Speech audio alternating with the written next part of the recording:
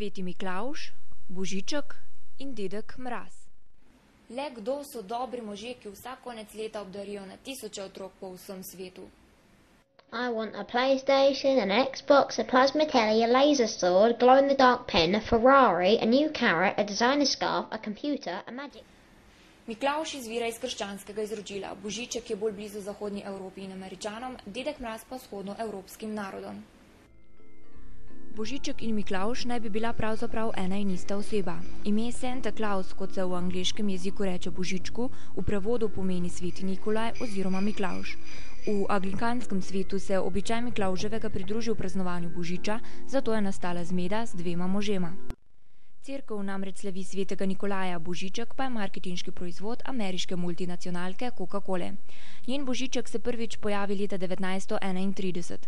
Zanimivo je, da je danes splošno sprejeta podoba Božička zrasla iz skromne predpraznične oglaševalske kampanje, ki je zgolj skušala pospešiti pitje Coca-Cole v zimskih mesecih. Da si podobo Božička neupravičeno lasti Coca-Cola, pa trdi etnologinja Iza Verdel. Belobradega dobrodušnega strička v rdečem plašču naj bi namreč že konec 19. stoletja naslikal ameriški ilustrator Thomas Nast, vendar s to razliko, da je bil njegov Santa suh. Po komunistični revoluciji leta 1917 v Rusiji prepovejo Božička in praznovanje Jezusovega rojstva.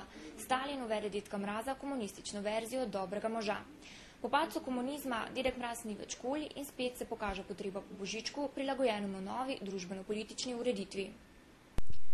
V Sloveniji, jugovzhodni Evropi, Ukrajini, Belorusiji in v Rusiji pa se dedek Mraz ohrani in še danes dela družbo Božičku.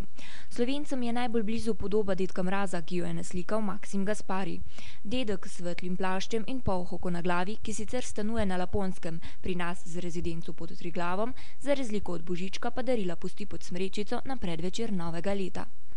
In zaključek, Miklavž je Božiček in Božiček je dedek Mraz. Pa je to sploh pomembno? Pomembno je le, da so otroci veseli, starši pa žal praznih denarnic. Trije dobri možje so se izkazali kot še ena odlična marketinška poteza. Pa vesele praznike!